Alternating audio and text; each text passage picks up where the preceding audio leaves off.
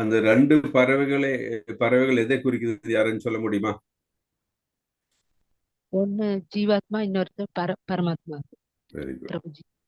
Very good. இந்த ரெண்டு பறவைகள்ல எது ஜீவாத்மா, எது பரமாத்மா? பறவைகள் எதை குறிக்கிறது, அந்த யாருன்னு சொல்ல முடியுமா? பழம் உண்ணும் இது ஜீவாத்மா, இன்னொருத்தர் பரமாத்மா. ஓகே. அந்த பறவையில அந்த ஜீவாத்மா பறவை என்ன பண்ணுது? பழம் உண்ணும் பார்த்துட்டு இருக்காங்க. ஜீவாத்மாவை ஜீவாத்மாவை பார்த்துட்டு இருக்கிறது யாரு? பரமாத்மா. பரமாத்மா. ஓகே. ஜீவாத்மாவை பார்த்துட்டு இருக்குது பரமாத்மா. ஜீவாத்மா என்ன பண்ணிட்டு இருக்கு? பழம் உண்ணுது. பழத்தை சாப்பிட்டு இருக்கு இல்லையா? Very good. Okay.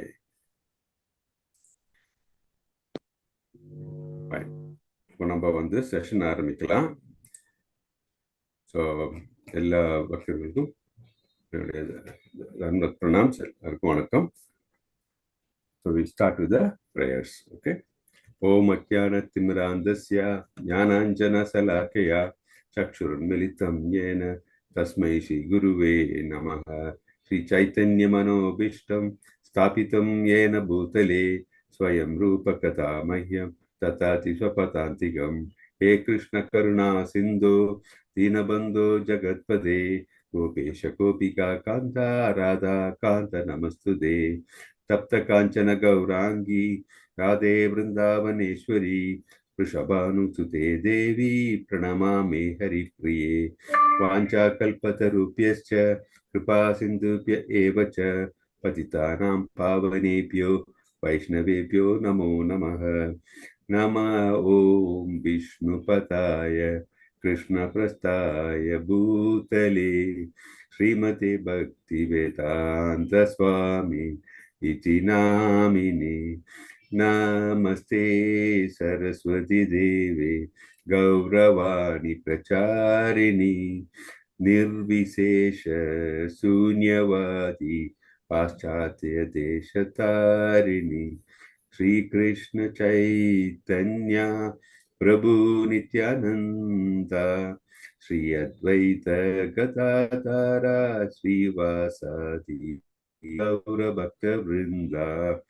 Hare Krishna, Krishna Krishna, Hare Hare, Hare Rama, Rama Rama, Hare Hare, Hare Krishna, Krishna Krishna, Hare Hare, Hare Rama, Rama Rama, Hare Hare. Hare Krishna, Krishna Krishna, Hare Hare, Hare Rama,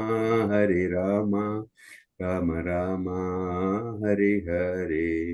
Hare Krishna, எல்லா டிவோட்டிஸ்க்கும் ஹரே கிருஷ்ணா. இப்போ நம்ம இன்னைக்கு 2.29 நீ ஆரம்பிக்க போறோம். Mataji points எல்லாம் சொன்னாங்க இந்த செஷன் ஸ்டார்ட் பண்ணும்போது. ஸோ வேற ஏதாச்சும் பாயிண்ட்ஸ் ஞாபகம் வருதா மற்ற டிவோட்டிஸ்க்கு? மாதாஜி சொன்னாங்க சோல், சூப்பர் சோல், இந்த 2 பேர்ட்ஸ். அந்த 2 பேர்ட்ஸ்ல ஒரு பேர்டு இந்த ஃப்ரூட்ஸை சாப்பிட்டு இருக்கு, அந்த இன்னொரு பேர்டு அந்த ஃப்ரூட்ஸை சாப்பிட்டு இருக்கிற அந்த பேர்டை பார்த்துட்டு இருக்கு அப்படின்னு சொன்னாங்க. ஸோ அதோட அர்த்தம் என்னன்னா, தட் இஸ் ஒரு பேர்டு இந்த புலன் இன்பத்திலே ஈடுபட்டு இருக்கு, இன்னொரு பேர்டு அந்த சூப்பர் சோல் பேர்டு என் பக்கம் திரும்பி பார்க்காதா அப்படின்ட்டு அதை அது பார்த்துட்டு இருக்கு. அது அந்த இன்னொரு பேர்டை பார்த்துட்டு இருக்கு, ஜீவாத்மாவை பார்த்தது. Super soul is waiting for the jivatma to turn towards its side. அது நம்ம பார்த்தோம். ஓகே, அப்புறம் வேற என்னெல்லாம் நம்ம பார்த்தோம்? பிரபுஜி, ஸ்ருதின்னு ஒரு வார்த்தை சொன்னீங்க பிரபுஜி. இதெல்லாம் வேத அறிவின் வாயிலாக இதை நாம புரிந்து கொள்ள வேண்டும் அப்படின்ற மாதிரி சொன்னீங்க. அப்புறம் கடைசியா பலம் பொருந்திய புயங்களை உடையவன்னு அர்ஜுனன் அவரு கூப்பிடுறாரு. பலம் பொருந்திய புயங்களை உடனே யார? சத்திரியர் தான் பலம் பொருந்திய புயங்களுடைய. அதே போல இந்த மாதிரியான ஒரு ஆத்மாவிற்காக இந்த ஆத்மாவின் ரகசியத்தை அறிஞ்சவர் அதை பற்றி கவலைப்பட மாட்டார்கள். எனவே நீ பணம் பொருந்திய புயங்களுடைய அர்ஜுனா நீ போரில் ஈடுபடு அப்படின்ற மாதிரி சொல்றாரு. ஸ்ருதி எப்படி முக்கியம், எதனால நம்ம ஸ்ருதியை பின்பற்ற வேண்டும் அப்படின்னு நம்ம பார்த்தோம். என்ன காரணங்களால? அதையெல்லாம் கற்றறிந்த அந்த வேத விற்பன்னர்கள் சொல்லி வச்சது பிரபுஜி. ரிஷிகள், அந்த வேத வியாசர் ரிஷிகள் பகவானை நேரடியா சொன்னது. அதனால அது ஆதாரமா இருக்கிறதால நமக்கு அதை நம்ம அப்படிதான் ஏத்துக்கணும். நம்முடைய புலன்கள் முழுமையற்றது. அதனால அவங்க சொல்லி இருக்கிறது முழுமையானது. அப்படியே நம்ம ஏத்துக்கிறத தவிர அதை நம்ம கேள்வி கேட்கறதோ அதை ஏதாவது நம்ம கிரிட்டிசைஸ் பண்றதோ கூடாது அப்படின்னு. கரெக்ட். ஏன்னா நம்மளுடைய புலன்கள் குறைபாடுகள். எவ்வளவு குறைபாடுகள்? 4 குறைபாடுகள். சொல்ல முடியுமா என்ன 4 குறைபாடுகள்? அதான் பிரபுஜி, புலன்கள் முழுமையற்றவை. அப்புறம் நாம மனித இயல்பாக தவறு செய்யக்கூடியது. அப்புறம் மற்றவங்களை ஏமாத்துற ஒரு குணம். அப்புறம் மாயைக்கு உட்படுவது, இல்லூஷனுக்கு மாயைக்கு உட்படுவது. மாயை கண்டு நாம ஏமாந்துருவோம். ஸோ அந்த குறைபாடுகள் இருக்கிறதுனால நம்ம ஒரு ஆர்டினரி பீப்புள் நமக்கு ஸ்ருதி, தட் இஸ் நம்மளுடைய பரம்பரை வழியாக, இது போனஃபைடு இல்லையா, ஆமா, அங்கீகரிக்கப்பட்ட ஆன்மீக குரு, குரு வழி வந்தவர்கள் அவர்கள் சொல்வதும், அவர்கள் எங்கிருந்து, அவர்களுக்கு எங்கிருந்து வருது, அவர்களுடைய குரு சொல்லி வருது. அதே மாதிரி நம்முடைய புராணங்கள் இல்லையா, நம்ம வேதிக் ஸ்கிரிப்சர்ஸ் எல்லாம் நமக்கு கூறுகிறது. அதை தான் பின்பற்றுறோம். வேதங்களை யாரு கொடுத்தது? நமக்கு கடவுளே கொடுத்தது. ஸோ அதனால கடவுள் சொன்ன வார்த்தையை அப்படியே எந்தவித மாற்றமும் இல்லாமல் நமக்கு தரக்கூடியவர்கள் யாருன்னா பரம்பரையில் குருக்கள். ஸோ அந்த சீட பரம்பரையில் குருக்கள் வாயிலாக நம்ம அவங்களுடைய அவங்க எழுதின புராணங்கள் வழியாகவோ உபனிஷத்து வழியாகவோ இல்லை அவர்களுடைய டைரக்ட் பேச்சு வழியாகவோ நம்ம கேட்கும்போது அதுதான் உண்மைன்னு நம்ம எடுத்துக்கணும். நம்ம ஒரு ஓமையும் பார்த்தோம். ஒரு குழந்தைக்கு தகப்பன் யாருன்னு அது அம்மா சொல்லும். ஸோ அது நம்ம அது குழந்தை அது பிளைண்டாக வி பிலீவ் தட். அதை போய் யாரும் ரிசர்ச் பண்ணியெல்லாம் கேட்க முடியாது. ஒவ்வொரு வாட்டி டிஎன்ஏ டெஸ்ட் எல்லாம் பண்ண மாட்டாங்க இல்லையா. ஸோ அந்த அளவுக்கு அத்தாரிட்டேட்டிவ். நம்ம ஸ்ருதியில நம்ம கேட்கும்போது அத்தாரிட்டேட்டிவ். அதனாலதான் யார்கிட்ட கேட்கணும் என்பது ரொம்ப முக்கியம். அதுதான் நம்ம we'll have to find out. Okay okay. Srija Mataji sound சரி இதுல கம்மியா இருக்குன்றாங்க. நான் let me put on my headphones, கொஞ்சம் பெட்டரா இருக்குமா பாக்குறேன். மற்றவங்களுக்கு எல்லாருக்கும் சவுண்ட் எப்படி இருக்கு? Sound okay okay ji. ஹெட்ஃபோனும் போடுறேன். சவுண்ட் இருக்கு இருக்கா? இருக்குதா ஜி? ஓகே. நான் எப்படி I also try little bit with my headphones. பெட்டரா இருந்ததுன்னா அது வைக்கலாம், இல்லாட்டி எடுத்துக்கலாம். I try once again. Okay.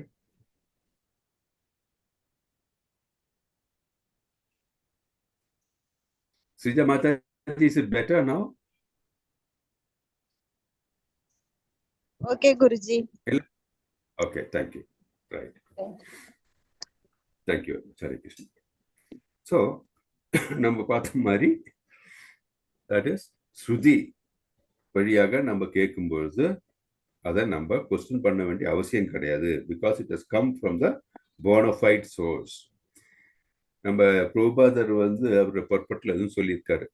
That is ஒரு வானிலை அறிக்கை ஒரு ரேடியோ ஸ்டேஷன்லேருந்து வானிலை அறிக்கை சொல்லும்போது அதை நம்ம அப்படியே நம்புறோம் நம்ம. பிகாஸ் அவங்க it is an authoritative source. அவங்க அந்த எக்ஸ்பர்ட்ஸ் கிட்டேருந்து தான் நம்ம இவங்க கிட்டேருந்து கேட்டுட்டு அந்த இன்ஃபர்மேஷன் நமக்கு கொடுக்குறாங்க. அதை போய் நம்ம இன்னும் ரிசர்ச் பண்ணி அது ஃபர்தராக ரிசர்ச் பண்ண வேண்டிய அவசியமே கிடையாது. ஸோ ரைட் சோர்ஸ்லேருந்து கேட்கும்போது we need not really try and research அப்படின்ட்டு நம்ம சொல்கிறோம். அதை அப்படியே நம்ம எடுத்துக்கணும். ஸோ ஸ்ருதியோ நம்ம குருக்களையோ நம்ம எந்த விதத்திலும் கேள்வி கேட்க வேண்டிய அவசியம் கிடையாது. We have to accept as it is அப்படின்னு பார்க்குறோம். இப்போ நம்ம சயின்டிஸ்ட் எல்லாம் சொல்கிறாங்க நம்ம ஏன் அது எடுத்துக்கூடாது அப்படின்னா, சயின்டிஸ்ட் பார்க்கும்போது அவங்களுக்கும் நம்மள மாதிரி தான் அந்த 4 டிஃபெக்ட்ஸ் உண்டு. ஸோ அவங்க ரிசர்ச் பண்ணி அது பல வகையான இது ட்ரஸ்ட் எக்ஸ்பெரிமெண்ட்ஸ் எல்லாம் பண்ணி அதுக்கப்புறம் அவங்க வந்து பண்றதுக்குள்ள அது சம்டைம்ஸ் வந்து அந்த சயின்டிஸ்டோட வாழ்நாள் கூட பத்தாது.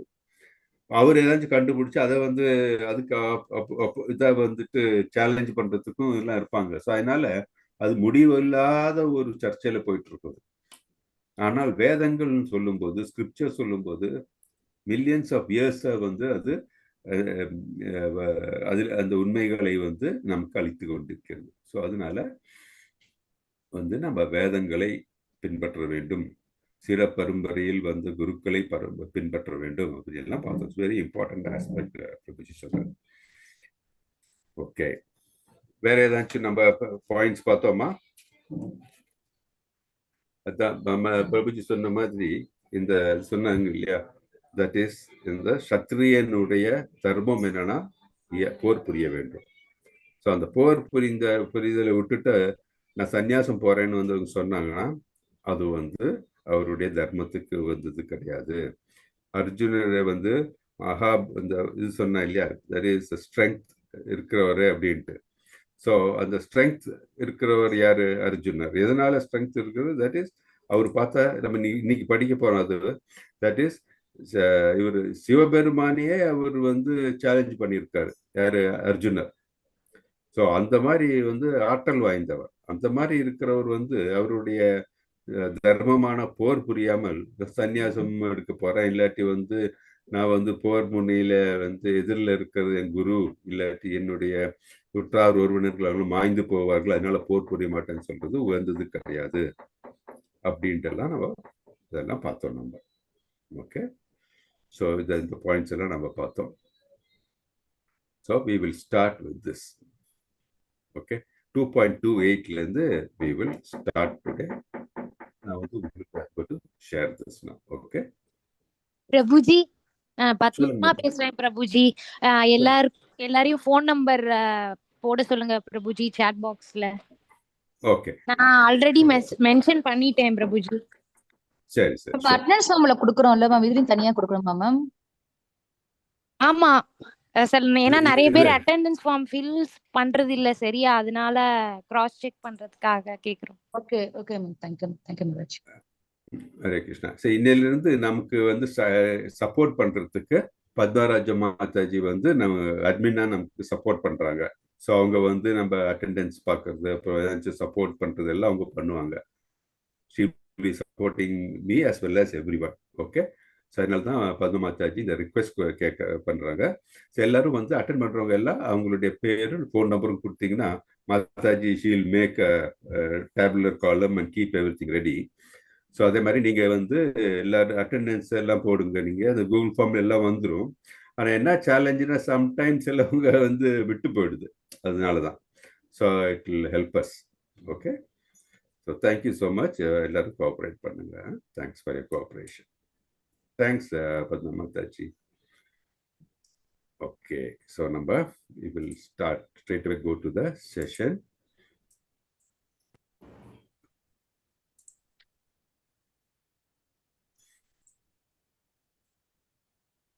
ஓகே, 2.28ல இருந்து இன்னைக்கு நம்ம ஸ்டார்ட் பண்ணலாம். ஓகே,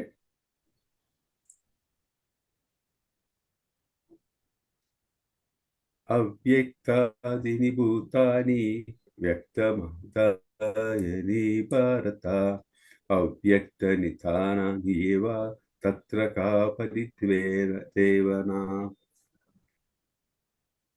யாரு டிரான்ஸ்லேஷன் படிக்கிறீங்க? நான் படிக்கிறேன். படிங்க மாதாஜி. படைக்கப்பட்ட எல்லா உயிர்களுக்கும் ஆரம்பத்தில் தோன்றாமல் இருந்தன, இடையில் தோன்றுகின்றன, இறுதியில் அழிக்கப்படும் போது மீண்டும் மறைகின்றன. எனவே ஏன் கவலைப்பட வேண்டும்? ஹரே கிருஷ்ணா. ஹரே கிருஷ்ணா. தேங்க்யூ மாதாஜி. ஸோ இதோட அர்த்தம் யாருக்காச்சும் சொல்ல முடியுமா? படைக்கப்பட்ட எல்லா உயிரினங்களும் ஆரம்பத்தில் தோன்றாமல் இருந்தன, இடையில் தோன்றுகின்றன, இறுதியில் அழிக்கப்படும் போது மீண்டும் மறைகின்றன. எனவே ஏன் கவலைப்பட வேண்டும்? படைக்கப்பட்ட எல்லா உயிரினங்களும் ஆரம்பத்தில் தோன்றாமல் இருந்தன அப்படின்றதுக்கு என்ன நினைக்கிறீங்க? எதனால் அப்படி சொல்றாரு கிருஷ்ணர்? ஹரே கிருஷ்ணா பிரபுஜி. சொல்லுங்க பிரபு. இந்த 4 யுகங்கள், இந்த பிரம்மாவுடைய ஒரு பகல் ஒரு இரவு வருகின்றது. இந்த பகல் இரவெல்லாம் முடிஞ்ச பிறகு இந்த எல்லா உலகங்களும் அழிக்கப்பட்டு எல்லாமே கிருஷ்ணருடைய அந்த மண்டலத்துல எல்லாமே ஐக்கியம் ஆயிடுது. மறுபடியும் கிருஷ்ணர் என்ன பண்றாரு, இந்த உலகத்தை மறுபடியும் படைக்கிறார். அப்ப படைக்கும் போது மறுபடியும் இந்த அண்டங்க புதுசா ஒரு உலகத்தை உருவாக்குறாரு. அப்ப பாத்தீங்கன்னா ஒண்ணு ஒண்ணா படைக்கும் போது முன்னாடி சில உயிரினங்கள் தோன்றும், அப்புறம் நடுவுல கொஞ்சம் உயிரினங்கள் தோன்றும், மறுபடியும் அந்த இதெல்லாம் முடிஞ்ச பிறகு மறுபடியும் அழிக்கப்படும் போது மறுபடியும் அங்கேயே போயிடும். மறுபடியும் அது எனக்கு ஏற்கனவே நான் ஒரு தடவை எழுதி வச்சேன் பிரபுஜி. இத்தனை ஆண்டு ஒரு கல்பம் சொல்லுவாங்க இன்னும் பிரபுஜி. 4 சதுர்யுகம் சேர்ந்தது ஒரு கல்பம், அப்புறம் இத்தனை கல்பம் சேர்ந்தது ஒரு பிரம்மாவுடைய பகல் பொழுது அப்படின்ற மாதிரிலாம் அதை ஏற்கனவே கேள்விப்பட்டேன். நான் மறந்துட்டேன் பிரபுஜி. பரவாயில்ல, at least you made a very good attempt. நம்ம அது டீட்டெயிலாக படிப்போம் அதை பற்றி. You made a very good attempt. Thanks Prabhuji. இது எப்படின்னா, எல்லா உயிரினங்களும் வந்து முதல்ல வந்து எந்த ஸ்டேஜ் எப்படி இருக்குன்னா அவ்வியக்த நிலையில இருக்கும். உயிரினங்கள் எங்கிருந்து தோன்றுகின்றன, யாரால் படைக்கப்படுகின்றன தெரியுமா? பகவான் கிருஷ்ணனால். கரெக்ட். அது எப்படி படைக்கப்படுகிறார், யாரு வந்து கிரியேட் பண்றாரு அவங்கள?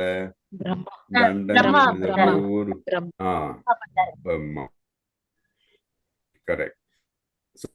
வந்து ஒரு ஜென்ரலா சொல்றேன், நம்ம டீட்டெயிலா வந்து படிக்கும்போது நம்ம இன்னும் பார்ப்போம். ஸோ காரணோதக்ஷாயி விஷ்ணு இருக்கார் இல்லையா, அவர் தான் மகாவிஷ்ணு சொல்லுவோம். காரணோதக்ஷாயி விஷ்ணு வந்து அவருடைய இந்த பாடி போர் இருக்கு இல்லையா, இங்க போர்ஸ், இந்த இதுல இருந்து அவருடைய அண்டங்கள், கோடிக்கணக்கான அண்டங்கள் வந்து உருவாகி கொண்டே இருக்கின்றன. அவர் வந்து மூச்சு இருக்கு இல்லையா, மூச்சு விடும்பொழுது வந்து அந்த அண்டங்கள் உருவாகின்றன. மூச்சு இது பண்ணும்போது அண்டங்கள் வந்து மீண்டும் இந்த நிலைக்கு போகிறது.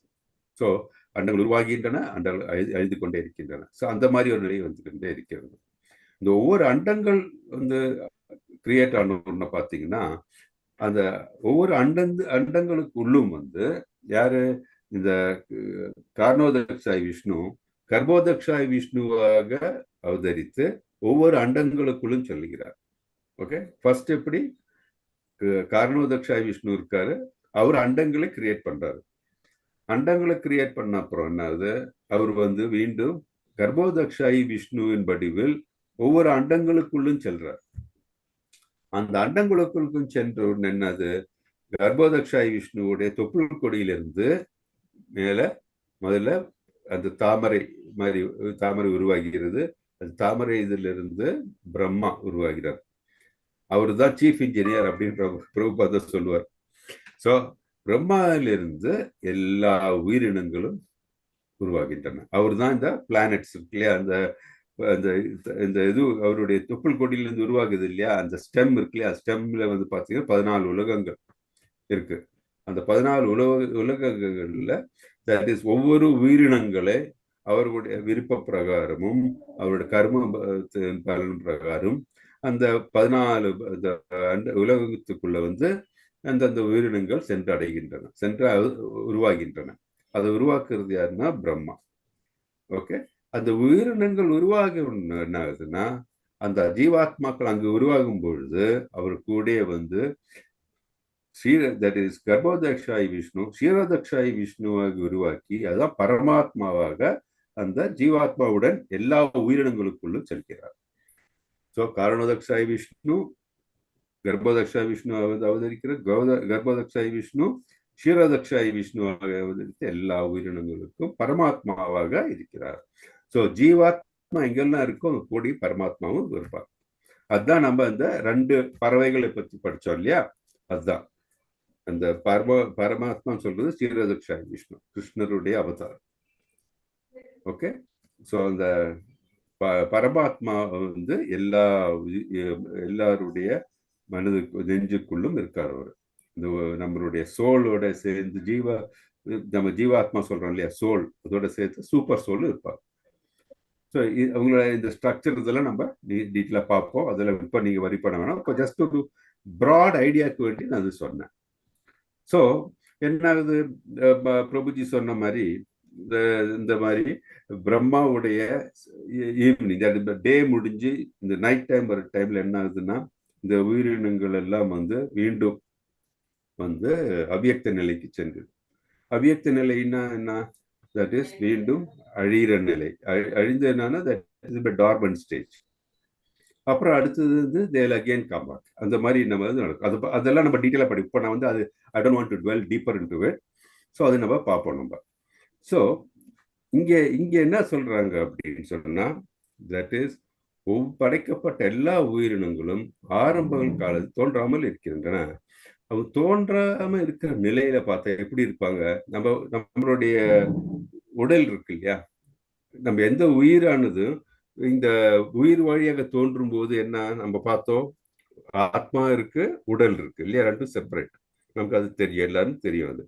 ஸோ ஆத்மா வந்து ஒரு உடலை தேர்ந்தெடுக்கிறது. அந்த உடல் எந்த மாதிரி இருக்கிறது, உடல் எதனால உருவாக்கப்பட்டுள்ளது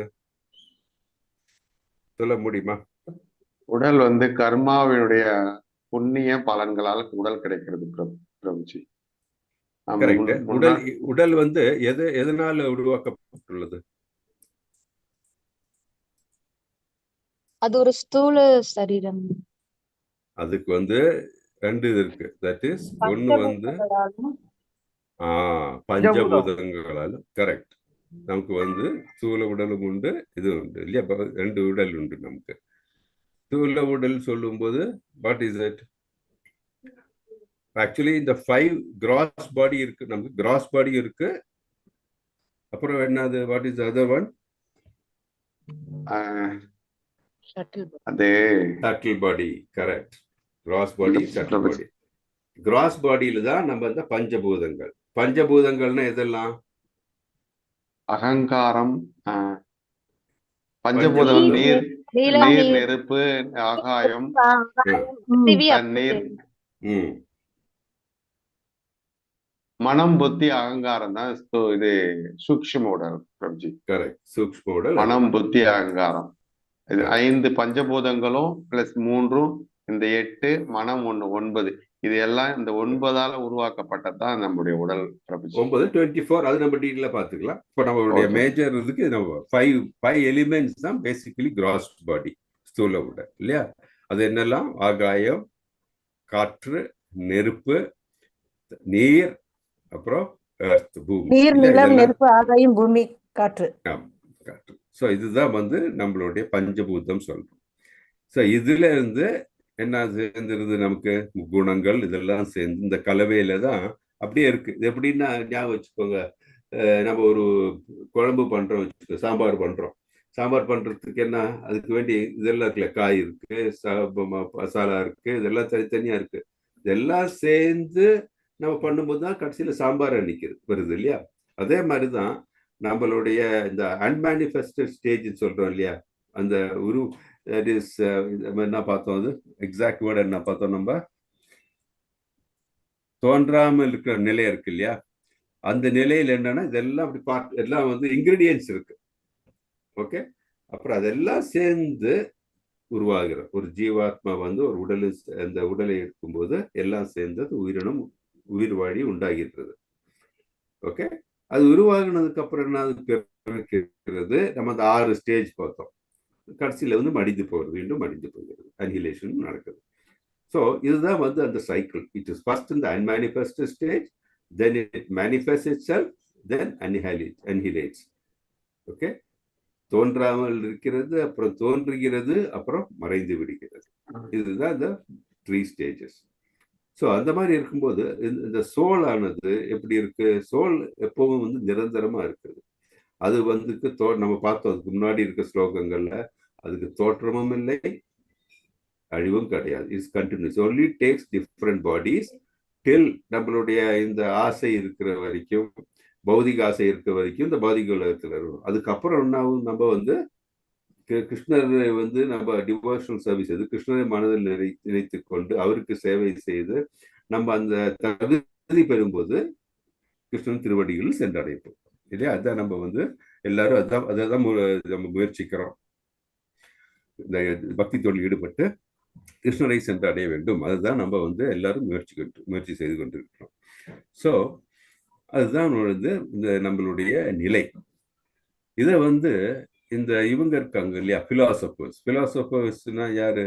இந்த ஞானிகள் மாதிரி அவங்க வந்து இதை பத்தி சர்ச்சை பண்ணிட்டு இருக்கிறவங்க. அவங்க என்ன பண்ணுவாங்கன்னா, அவங்க 2 டைப் இருக்காங்க.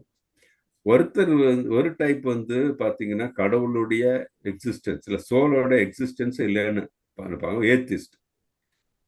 கடவுள் இல்லை, இந்த சோல் இல்லை, ஆத்மா கிடையாது, இதெல்லாம் சொல்றாங்க.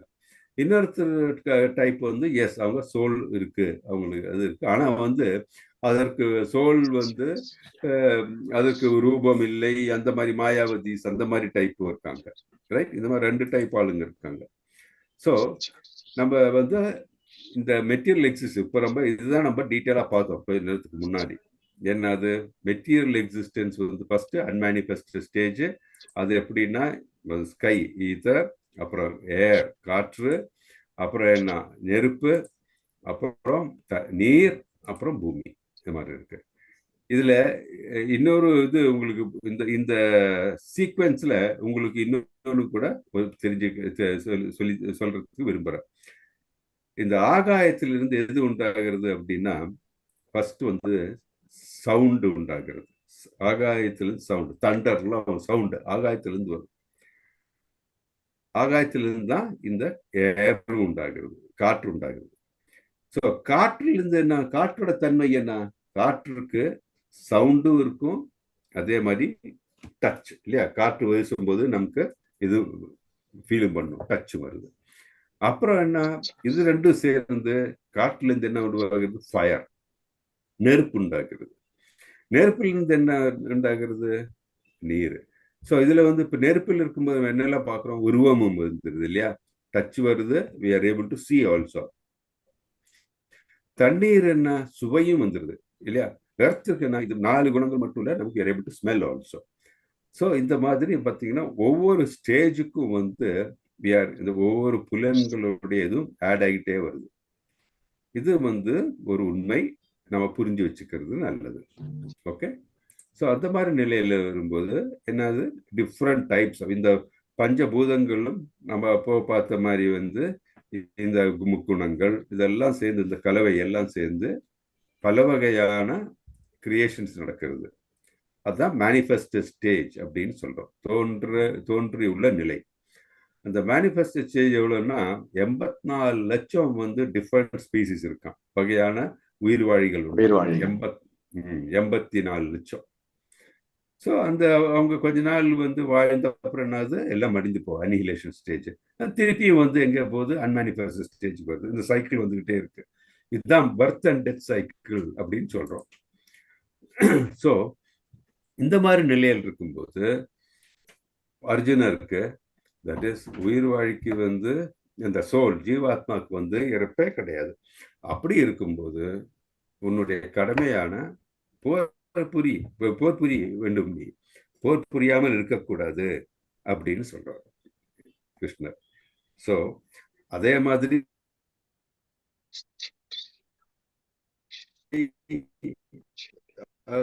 இந்த ஏத்திஸ்ட் மாதிரி ஆக்ஷனால வந்துதான் அப்படின்னு நினைச்சா கூட நீ அடித்து போட முடிஞ்சு பாவச்செயல் கிடையாது இல்லை, பின்ன நீ அதை பத்தி வரி பண்ற அப்படின்ட்டு கிருஷ்ணர் அர்ஜுனர்கிட்ட கேட்கிறார்.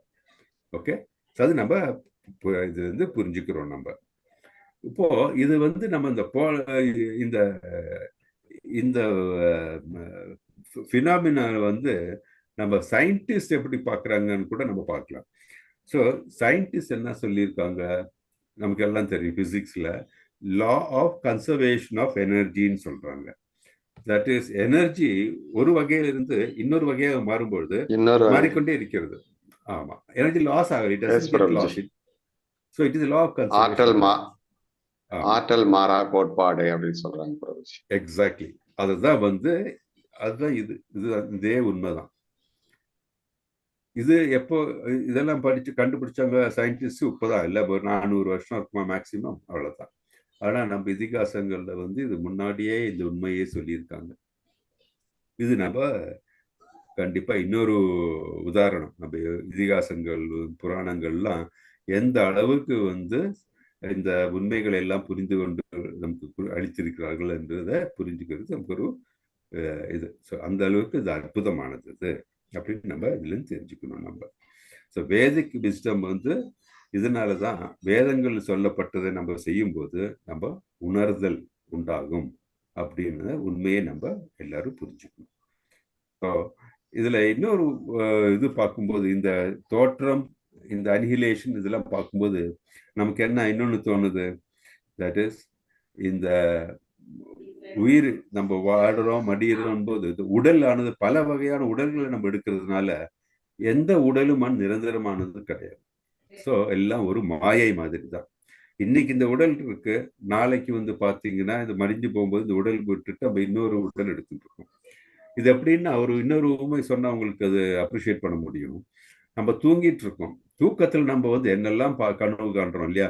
நம்ம சம்டைம்ஸ் ஒரு ராஜாவை பார்ப்போம், நம்ம இல்லை நம்ம திடீர்னு வந்து ஏரோப்ளைன்ல எங்கே போற மாதிரி போவோம். நம்ம ஏதாச்சும் ஒன்று இந்த மாதிரி தூக்கத்துல நம்ம பல விதமான கற்பனை நம்ம மனதில் ஓடிட்டு இருக்கு.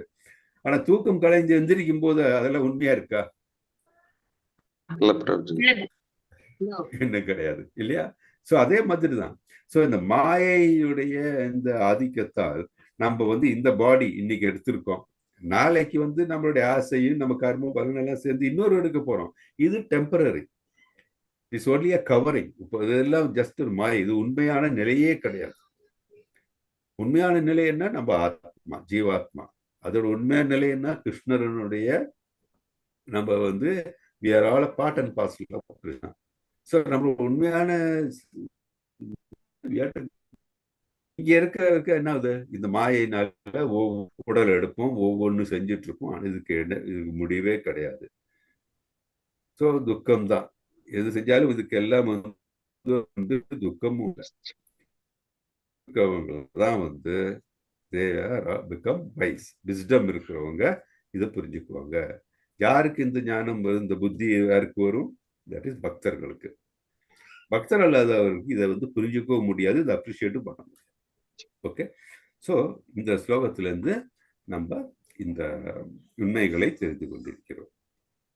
ஓகே, ஸோ இப்படி இருக்கும்போது ஒருவர் அவருடைய கடமையை செய்யும் போது எதிரியை கொல்லும் போது அவர் அந்த போர் வீரன் அந்த கடமையை செய்தே ஆக வேண்டும்.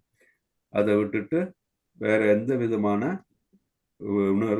உணர்வோ இல்லை தாட் ப்ராசஸோ வரக்கூடாது அப்படின்னு நமக்கு தெரியுது.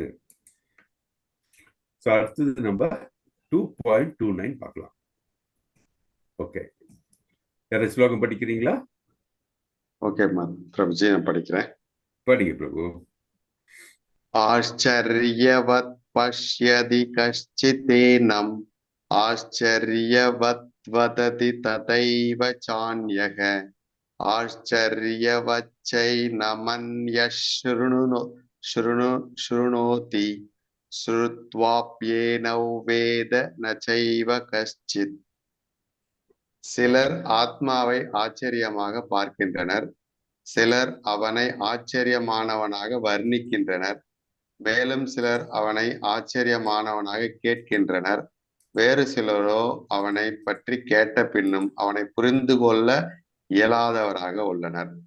ஹரே கிருஷ்ணா பிரபுஜி. ஹரே கிருஷ்ணா. ரொம்ப நல்லா சொல்லியிருக்காரு இந்த ஸ்லோகத்துல இல்லையா. சிலர் வந்து ஆத்மாவை ஆச்சரியமாக பார்க்கின்றனர். கொஞ்சம் இதை பத்தி தெரிஞ்சவங்க வந்து ஆத்மாவை வந்து ரொம்ப ஆச்சரியமா பார்க்குறாங்க. சிலவங்க என்ன அவனை ஆச்சரியமாக ஆச்சரியமானவனாக வர்ணிக்கின்றார். அந்த ஆத்மாவை பற்றி தெரிஞ்சு கொண்டு அதை ரொம்ப வந்து ஆச்சரியமான ஒரு இது அப்படின்னு சொல்லி வர்ணிக்கிறாங்க. சிலர் மேலும் சிலர் அவனை ஆச்சரியமானவனாக கேட்கின்றனர், கேள்வி இல்லையா. வேறு சிலர் அவனை பற்றி கேட்ட பின்னும் அவனை கொண்டு புரிந்து கொள்ளாத நிலையில் இருக்காங்க. ஸோ அந்த பல category.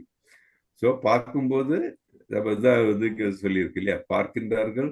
Some look on the soul as amazing, some people who are amazing look on the soul. Amazing people soul வந்து பார்க்குறாங்க, உயர்ந்தவர்கள். சிலவங்க some look at the soul which is amazing. So இந்த சோல் வந்து ரொம்ப amazing ஆனது, அதை சிலவங்க பார்க்கின்றனர். அந்த 3 டைப்பு. அதே மாதிரி தான் வர்ணிக்கிறாங்களோ அதே மாதிரி 3 டைப்பு. கேட்கிறவங்க அந்த மாதிரி 3 டைப்பு அப்படின்ட்டு சொல்றாங்க. ஸோ இதுல நம்ம ஒரு என்ன உண்மையை புரிஞ்சுக்கணும். இந்த பகவத்கீதை எப்படி எதை பேஸ் பண்ணி உருவாயிருக்கு அப்படின்னு சொன்னா, நம்ம உபநிஷத்துகள் என்ன சொல்லியிருக்கு அதுதான் பகவத்கீதையும் சொல்லியிருக்கு. பகவத்கீதையில புதுதாக எதுவும் இல்லை. பகவத்கீதையும் அதுதான் கீதோ உபனிஷத் சொல்றோம் இல்லையா, கீதோ உபனிஷத் அப்படின்ட்டு. ஸோ நம்ம இந்த என்ன அதோடைய மெயின் பிலாசபி, தட் இஸ் ஆத்மா வேறு, நம்மளுடைய பாடி வேறு, உடல் வேறு ஒன்று. ரெண்டாவது என்ன, நம்ம விபு, நம்ம விபு கிடையாது, கிருஷ்ணர் விபு. நம்ம அட்டாமிக் சோல், அணு. இது உண்மையானது, நம்மளுடைய நிலை அதுதான். எல்லாத்த விட சுப்ரீம் யாரு? கிருஷ்ணர். Is the supreme personality of God. நம்ம யாரு? அணு. we are only atomic soul. அவ்வளோ. ஸோ ஒரு உண்மை பாருங்களேன், இந்த படத்தை பார்க்கும்போது இவ்வளோ பெரிய ஆலமரம் இருக்கு, எவ்வளோ பெரிய யானை இருக்கு, இதுக்கெல்லாம் சோலோட சைஸ் எவ்வளோ நமக்கு தெரியும் இல்லையா? சோல் எவ்வளோ நம்ம பார்த்துருக்கோம், 1/10,000 part of a tip of the hair அப்படின்னு நமக்கு தெரியும். நமக்கு மனிதர்கள் இருக்கு, அது பிரம்மாண்டம் இருக்கு, எல்லாரும் பார்த்தோம். சோல் விட அவ்வளோ சின்ன ஒரு அணுவிலிருந்து பிரம்மாண்டமானதெல்லாம் உருவாக்கிட்டு ஆச்சரியத்தோட நம்ம பார்க்குறோம் இல்லையா? அதான் இங்கே சொல்றோம், சிலர் பார்க்குறாங்க, சிலர் உணர்றாங்க, சிலர் அதை பற்றி பேசுறாங்க அப்படின்ட்டு. ஸோ நம்ம அந்த ஒரு ஆலமரத்தினுடைய அந்த சீடு எடுத்து பார்த்தோம்னா, அந்த சீடுக்குள்ள அவ்வளோ பெரிய ஆலமரம் இருக்குன்னு நம்ம சொல்ல முடியுமா? சொல்ல முடியாது. இதெல்லாம் ஒரு கெமிக்கல் ரியாக்ஷன்னாலேயே ஜஸ்ட் நடக்குது கிடையாது இல்லையா? ஸோ இதெல்லாம் பார்த்தோம்னா இதெல்லாம் அவருடைய செயல்னால தான்.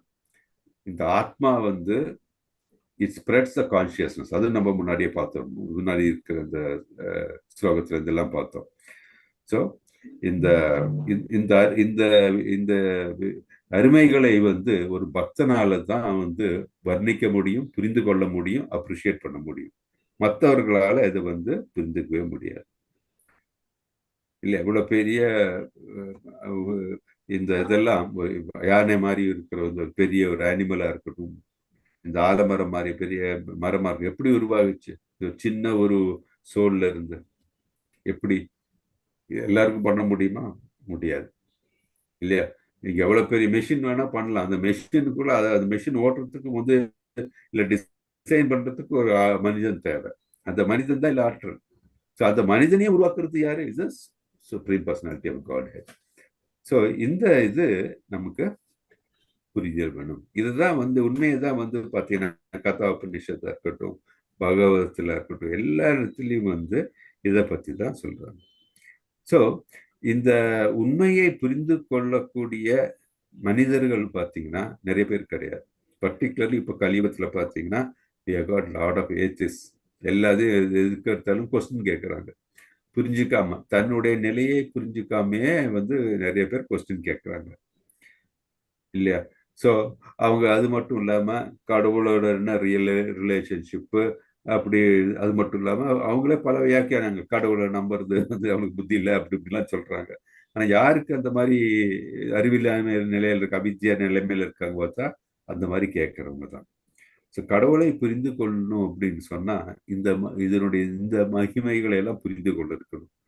இந்த ஆச்சரியங்களை எல்லாம் புரிந்து கொண்டவர்கள் தான் முடியும். இதை பற்றி புரிந்து கொள்ளாதவர்களுக்கு ஒன்றும் பண்ண முடியாது. ஆனால் இந்த மாதிரி இந்த புரிதல் இருக்கும்போது, அர்ஜுனனுக்கு அதான் எடுத்து சொல்றாரு அவரு, இந்த மாதிரி புரிதல் இருக்கும் பொழுது என்ன, ஒரு இந்த பாடி இருக்கு இல்லையா, உடலுக்காக எந்தவித விதமான ஒரு சங்கடமோ எதுவும் நீ சங்கடப்படாதே அப்படின்னு சொல்றாரு. So two your duty. திருப்பி திருப்பி அதுதான் சொல்றாரு, you have to two your duty அப்படின்ட்டு சொல்றாரு. ஸோ இந்த புரிதல் வரணும்னா எப்படி இந்த புரிதல் வரும்? டிவோஷனல் சர்வீஸ் நம்ம சொல்லியிருக்கோம். டிவோஷனல் சர்வீஸ்னா என்ன? கிருஷ்ணருக்கு தொண்டு செய்வது. பக்தி தொண்டு எப்படி செய்யணும்? கிருஷ்ணரும் முழுமையாக சரணடைந்து நம்ம செய்யக்கூடிய செயல்கள் எல்லாம் அவரை திருப்திப்படுத்தக்கூடிய செயல்களாக இருக்க வேண்டும். அப்படி இருந்தால் தான் நமக்கு ஒரு ஆஸ் அ பியூர் டிவோட்டி கிருஷ்ணரை பற்றி புரிந்து கொள்ள முடியும். இந்த ஆச்சரியமான நிலையிலெல்லாம் நம்ம புரிந்து அதை அப்ரிஷியேட் பண்ண முடியும். அப்படி புரிந்து கொண்டால்தான் அந்த வழி நடக்க முடியும் அப்படின்ட்டு நம்ம இந்த ஸ்லோகத்துல தெரிஞ்சுக்கிறோம். ஓகே, ஹரே கிருஷ்ணா. டெக்ஸ்ட் 30 பார்க்கலாம். ஹரே கிருஷ்ணா. நான் படிக்கட்டுமா குருஜி? ஹரே கிருஷ்ணா. படிங்க. ஹரே கிருஷ்ணா. தேஹே நித்யம் அவத்யோயம் தேஹே சர்வஸ்ய பாரத தஸ்மாத் சர்வாணி பூதானி நத்வம் சோசித்தும் அர்ஹசி. பரதகுல தோன்றலே, உடலில் உறைபவன் ஒருபோதும் அழிக்கப்பட முடியாதவன். எனவே எந்த உயிர் வாழிக்காகவும் நீ வருந்த வேண்டிய தேவையில்லை. ஹரே கிருஷ்ணா. ஹரே கிருஷ்ணா மாதாஜி. ஸோ என்ன சொல்றாரு? பரதகுல தோன்றலே, உடலில் உறைபவன் ஒருபோதும் அழிக்கப்பட முடியாதவன். எனவே எந்த உயிர் வாழிக்காகவும் நீ வருந்த வேண்டிய தேவையில்லை. அதுதான் மீண்டும் ரீஇன்ஃபோர்ஸ் பண்றாரு கிருஷ்ணா. என்ன ஃபர்ஸ்ட் பரதகுல தோன்றலே, இந்த குலப்பெருமையை சொல்றாரு. குலப்பெருமையை சொல்லும் போது என்ன, அந்த பரம்பரை வழியாக அவரோட அறிவு இல்ல, பரம்பரை அந்த அளவுக்கு இல்ல அறிவு இருக்கிறது, உன்னதமான குலம். அந்த மாதிரி இருக்கிற நேரில் உள்ள அர்ஜுனனே, உனக்கு என்ன தெரியும்? இந்த மாதிரி உடல் தான் மடியுமே தவிர ஆத்மாவுக்கு அழிவு இல்லை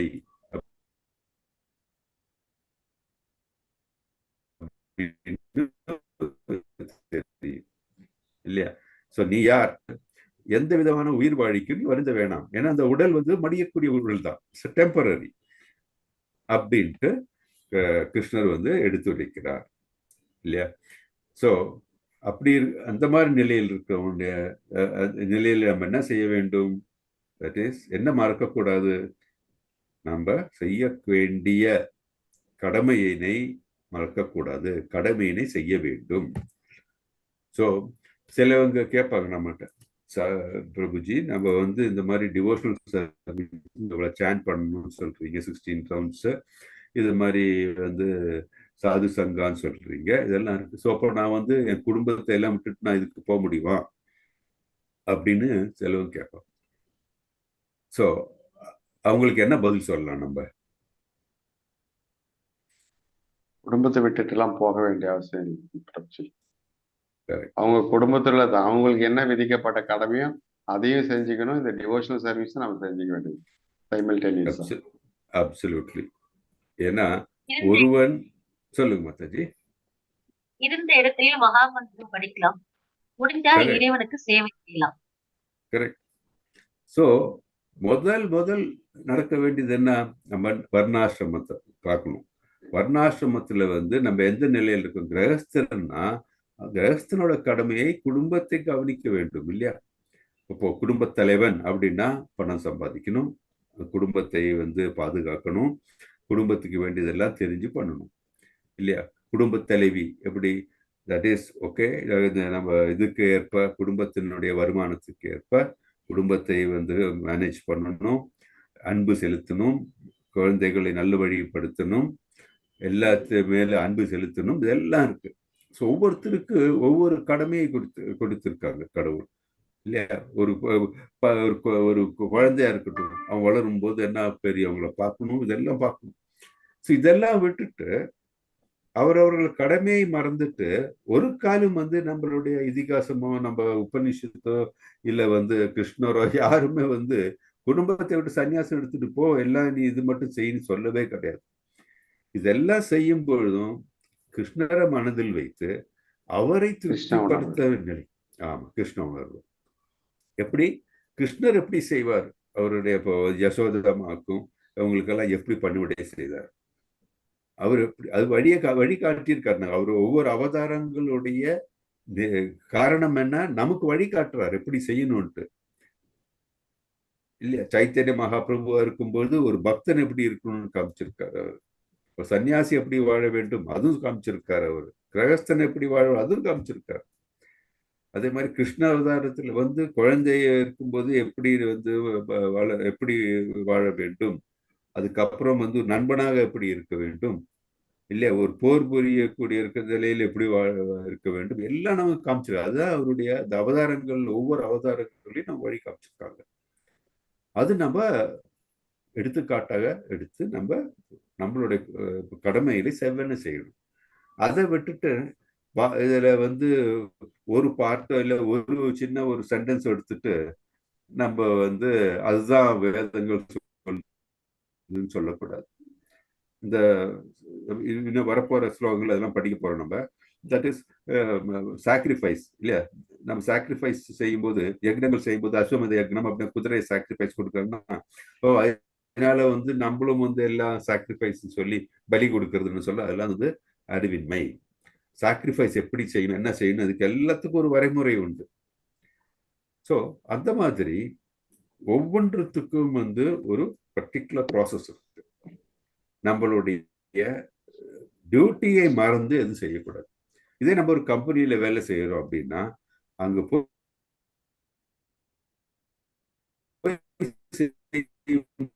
நம்ம வேலை எப்படி நம்ம அளவுக்கு நம்ம நேர்மையா பண்ணணும். அதை விட்டுட்டு நம்ம இப்ப இருக்கிற இந்த கவர்மெண்ட் ஆஃபீஸ்லயும் மற்றவங்களையும் மாதிரி இந்த லஞ்சம் கொடுத்தோ லஞ்சம் வாங்கியோ இல்ல மற்றவனை அழிச்சிட்டோ ஒரு தலைமையில நம்ம ஏறி நின்றுட்டோம்னா வேலை செய்யக்கூடாது. அதெல்லாம் தவறு. அது கம்ப்ளீட்டா புலனை திருப்தி உட்படுத்தக்கூடிய செயல்கள். அது ஒரு காலமும் தெய்வீக செயலாகாது. அந்த மாதிரி பண்ணவே கூடாது நம்ம. ஸோ அந்த உயிர் வாழி வேலை செய்யணும், செவ்வனே செய்யணும். எப்படி கிருஷ்ணரை திருப்திப்படுத்துகிற மாதிரி. அதை நான் வந்து எப்போது சொல்றேன் இல்லையா? தட் இஸ் நம்ம செய்யற செயல்களை எல்லாம் ஒருவர் கவனித்து கொண்டே தான் இருக்கிறார். அந்த 2வது கிளி நம்மளை பார்த்துக்கிட்டே தான் இருக்காங்க. நம்ம வந்து அந்த பழத்தை கழிச்சிட்டு இருக்கோம், வேற எதாவது பண்ணி பரமாத்மா எல்லாம் கவனிச்சுட்டு தான் இருக்கிறோம். அதுக்கேற்ற மாதிரி நம்ம அதற்கு அந்த கர்மத்துக்கு பலன் நம்ம அனுபவித்தே ஆக வேண்டும். அது நம்ம எப்போ ஞாபகம் வச்சிருக்கணும். ஸோ நம்மளுடைய கடமையை செவ்வன செய்ய வேண்டும். அதனாலதான் நம்ம இந்த எக்ஸாம்பிள் 2 முன்னாடியே ஒரு வாட்டி பார்த்தோம். இது ஒரு ஜட்ஜ், அவர் வந்து ஒரு தட் இஸ் ஒருத்தருக்கு இந்த கொலை செய்தவனுக்கு வந்து மரண தண்டனை கொடுத்தா அவர் மேல அந்த பாவம் வருமா? கண்டிப்பா வராது. ஏன்னா அவர் வந்து அவருடைய கடமையை செய்கிறார். அதே மாதிரி ஒரு ஆபரேஷன் பண்றாரு டாக்டர், பண்ணும்போது அவர் ஒருத்தருடைய காலை ஆம்புடேட் பண்ணுனா அந்த அவருடைய உயிரை காப்பாற்றுறது தான் செய்யறத தவிர அவர் வேணும்னு அவர் கையை காலை வெட்டல. ஆனா அதை விட்டுட்டு இவர் இந்த டாக்டர் இந்த ஆபரேஷனுக்கு வேண்டி இந்த உடம்பு சரி பண்றதுக்கு இல்லாம கத்தி எடுத்துட்டு போய் பக்கத்து வீட்டுக்காரனை வெட்டினா வச்சுக்கோங்க, அப்போ செய்யறது பாவச்செயல் தான். அதே மாதிரி இந்த ஜட்ஜு வந்து இன்னொருத்தர் மேல வைராகியம் வச்சு அவனை கொலை செஞ்சான் வச்சுக்கோங்க, அப்போ வந்து அது தவறுதான். ஆனால் அவர்கள் கடமையை வந்து அவர்கள் செவ்வன செய்யும் பொழுது அது அது அது வந்து ஒரு விதத்திலும் வந்து அது ஹிம்சை ஆகாது அப்படின்ட்டு நம்ம பார்த்துக்கிறோம். ஓகே, அதனால் அர்ஜுனர்கிட்ட என்ன அவரு சொல்றாரு? போர் செய்ய வேண்டும், அதுவும் கடமை அப்படின்ட்டு சொல்றாரு. ஓகே, அடுத்து இது பார்க்கலாமா?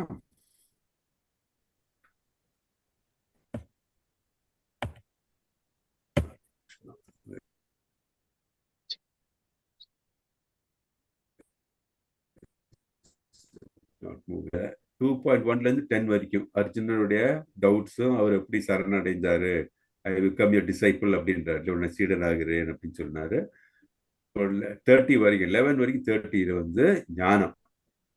என்ன அர்ஜுனருக்கு என்ன சொல்றாரு கிருஷ்ணன்? அர்ஜுனா போரிடு, நம்ம இந்த ஆத்மாவுக்கு இறப்பு கிடையாது அப்படின்னு சொன்னார். இனிமே நம்ம பார்க்க போறது என்ன, 31 38 வரைக்கும் கர்ம காண்டத்தை பத்தி பார்க்க போறோம். ஓகே, ஸோ கர்ம காண்டத்தில் என்ன சொல்லுது? ஃபைட், போரிடு. For gains come from dutifully fighting and losses come from not fighting. That is, போர் புரியனால தான் நன்மைகள் உண்டாகும். ஆனா போர் புரியாமல் இருந்தால் உனக்கு அதனால் நஷ்டங்கள் தான் நேரிடும் அப்படின்னு சொல்றோம். அது எப்படின்னு பார்ப்போம். ஓகே, 2.31 யாரு படிங்களா?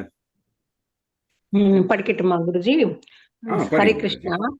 ஸ்வதர்மம் அபிசாவேக்ஷ்ய ந விகம்பிதும் அர்ஹசி தர்ம்யாத்தி யுக்தா ஸ்ரேயோன்யத் சத்ரியஸ்ய ந வித்யதே. சத்திரியன் என்ற முறையில் உனக்கென்று உரிய கடமையை பற்றி கருதும் போது தர்மத்தின் கொள்கைகளுக்காக போர் புரிவதை காட்டிலும் வேறு சிறந்த கடமை உனக்கில்லை. எனவே தயங்க தேவையில்லை. ஹரே கிருஷ்ணா. ஹரே கிருஷ்ணா. சோ ஸ்வதர்மத்தை பத்தி பேசுறாங்க. ஸ்வதர்மம்னா என்ன நினைக்கிறீங்க? ஸ்வதர்மம் அப்படின்னு என்ன?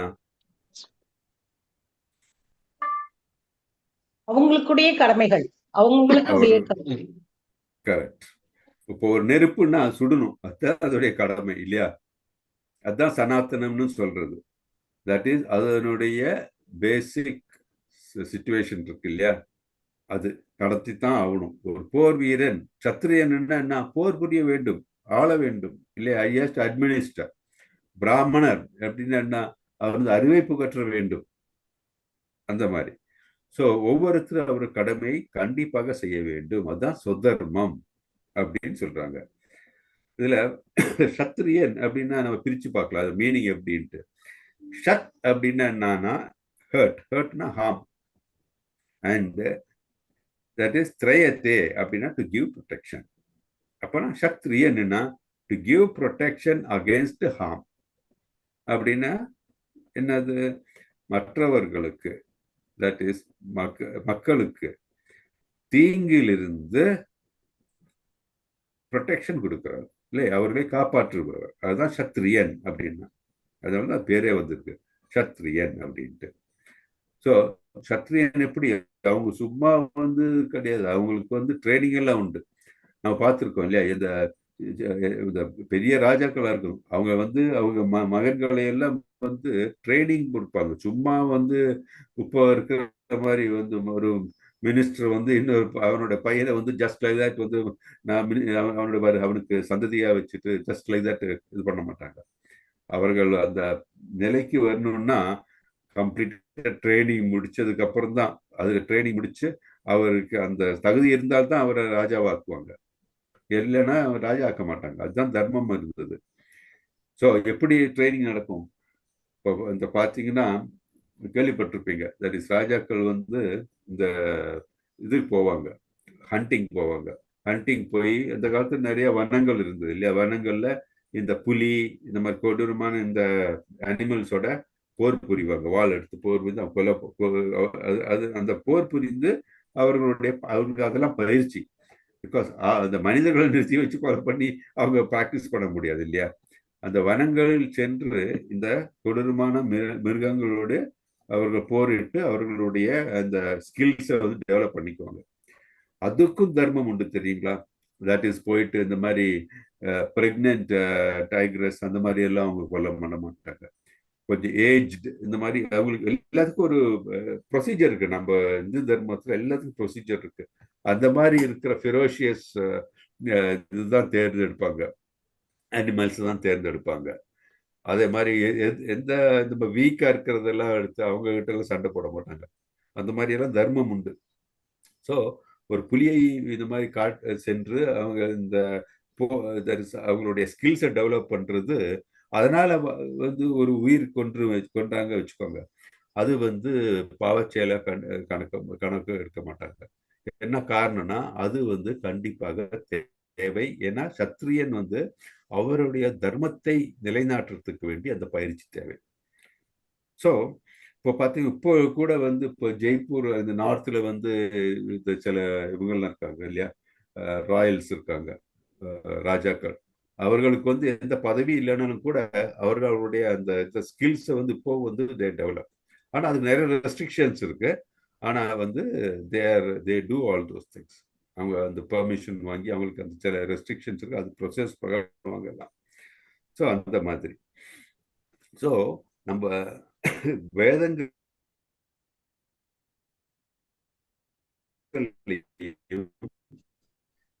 Violence is accept. 6 விதமான ஆட்களை கொல்லலாம் அப்படின்ட்டு ஞாபகம் இருக்கா? யாரெல்லாம் அந்த 6 விதமான ஆளுங்கள் கொல்லலாம் அப்படின்ட்டு? பிரபுஜி, பிறர் செல்வத்தை கொள்ளையடிப்பவன், கரெக்ட். ஒருவருடைய வீட்டிற்கு தீ வைப்பவன், ரைட். 2. பிறருடைய மனைவியை அபகரித்து செல்பவன், correct.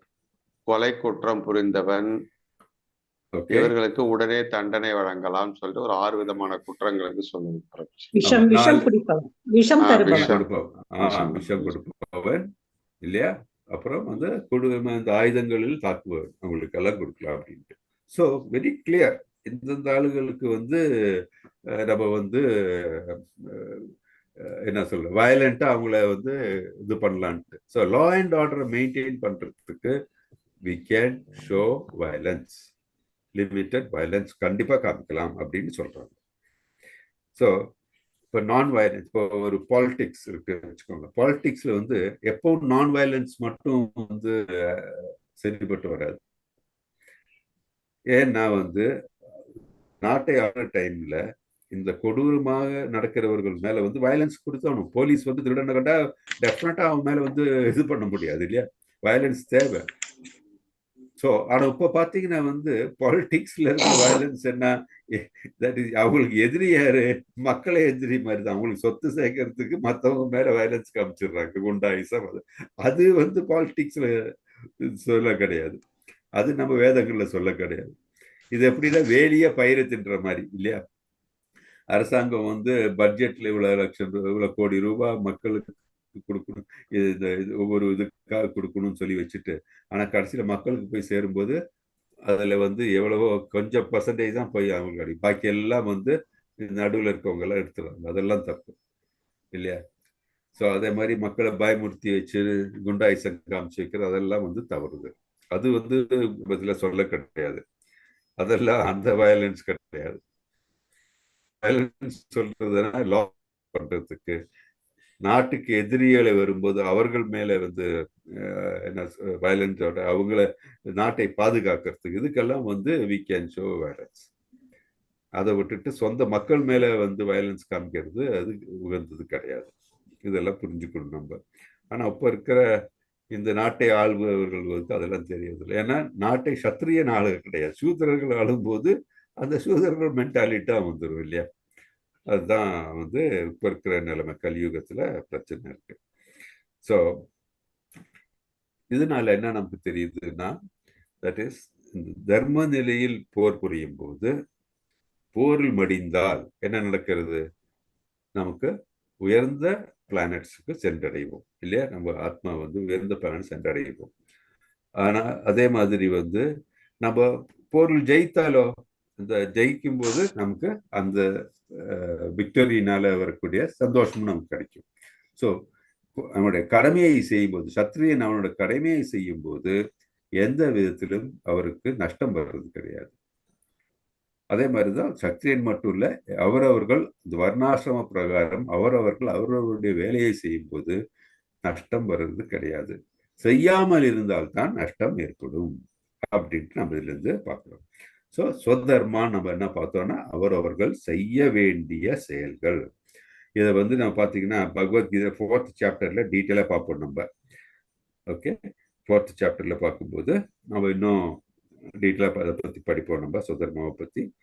So one specific duties we have to discharge according to the orders of the higher authorities. யார் ஹையர் அத்தாரிட்டிஸ்னா நம்ம ஒன்று கிருஷ்ணர், அதே மாதிரி குரு, அதே மாதிரி நம்மளுடைய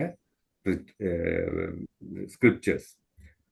ஸோ என்ன நம்ம ஸ்கிரிப்சர் சொல்லுதோ, குரு என்ன சொல்றாரோ, அதே மாதிரி நம்மளுடைய கிருஷ்ணர் என்ன சொல்றாரோ அது பிரகாரம் நம்ம நடக்க வேண்டும்.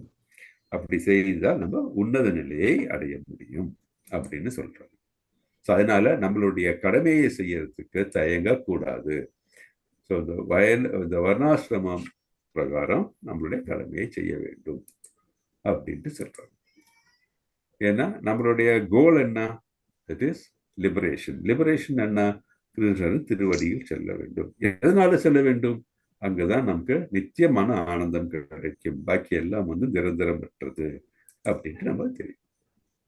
ஓகே, ஸோ இதுதான் நம்ம இந்த ஸ்லோகத்திலிருந்து பார்க்கிறோம். ஸோ கிருஷ்ணர் ஒரு காலம் நம்ம சந்நியாசம் எடுக்க வேண்டும் அப்படின்னு அவர் சொல்லவே கிடையாது.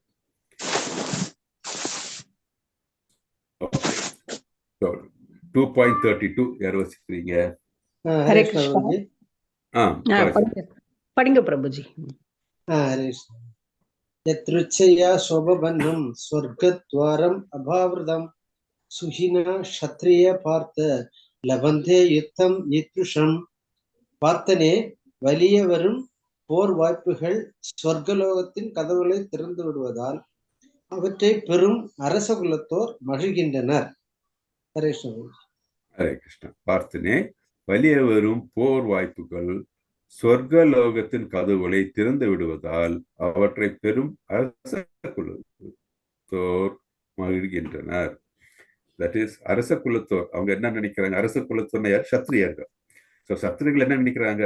தட் இஸ் வெளியே வரும் போர் வாய்ப்புகள். போர் வாய்ப்புகள் வரும்போது அவர்கள் ரொம்ப சந்தோஷப்படுறாங்க. ஏன்னா சத்திரியர்களுக்கு அவர்களுடைய இந்த வலிமையை காட்ட தருணம் அது. அதே மாதிரி இந்த தர்மம் வெளிப்படுத்தக்கூடிய அவர்களுக்கு சான்ஸ் கிடைக்குது. ஏன்னா அப்படி கிடைக்கும் போது அவர்களுக்கு என்ன உன்னத நிலை தான் அவங்களுக்கு கிடைக்கும் இல்லையா? ஸோ அதனால அவர்கள் ரொம்ப சந்தோஷப்படுவாங்களாம். ஸோ அதே மாதிரி நம்ம இந்த போர் முனையில் நான் வயலன்ஸ், இப்போ அர்ஜுனோட மனசுல தோணுன மாதிரி இந்த நான் வயலன்ஸ் தோணுனா அது மூடர்களுக்கு தான் உகந்தது. அது ஒரு சத்திரியனுக்கு அது கிடையாது. ஏன்னா சத்திரியர்களுக்கு போர் கிடைச்சா அவங்க ரொம்ப சந்தோஷப்படுவோம். போர் இந்த மாதிரி ஒரு வாய்ப்பு கிடைச்சா அவங்க சொர்க்கலோகத்தின் கதவுகள் திறந்தது போல் அவர்களுக்கு சந்தோஷப்படுவார்கள் அப்படின்ட்டு சொல்றாங்க. சத்திரியன் எப்போ இந்த போர் வாய்ப்புகள் வரும்? தட் இஸ் அவர் நாட்டை காக்கிறதுக்கும் அவர் மக்களை காக்கிறதுக்கும் உள்ள இந்த நிலைமை வரும்போது அப்போதான் அந்த அவர்களுக்கு இந்த போர் வாய்ப்பே வரும். இல்லாட்டி வாய்ப்பே வராது. இப்போ பார்த்தீங்கன்னா நல்ல ரீதியில இந்த நாட்டை ஆண்டு கொண்டு இருக்கிற இந்த ராஜாக்கள் பார்த்தீங்கன்னா அவர்களை பார்த்து இந்த துஷ்டர்கள் இல்லை இந்த தீங்கு செய்கின்றவர்களை பார்த்து பயப்படுவாங்க. அவங்க ஒண்ணுமே அந்த அந்த நாட்டில் தீங்கே நடக்காது, தீயதே நடக்காது. ஸோ அந்த டைம்ல அவர்களுக்கு இந்த இந்த போர் செய்ய வேண்டிய அவசியமா இருக்காது. ஆனால் அவர்கள் எதனால அவர்களுடைய இந்த வலிமையை எல்லாருக்கும் தெரியும். இப்போ பரீட்சித் மகாராஜ் இருந்தாரு, ராமர் நாட்டை ஆண்டார். அவங்கெல்லாம் அப்படி ஏன்னா அவங்களுக்கு அந்த வலிமை இல்லாமையா, வலிமை இருந்ததுனாலதான் இந்த தீங்கு செய்யக்கூடிய ஆட்கள்லாம் அடங்கி இருந்தார்கள்.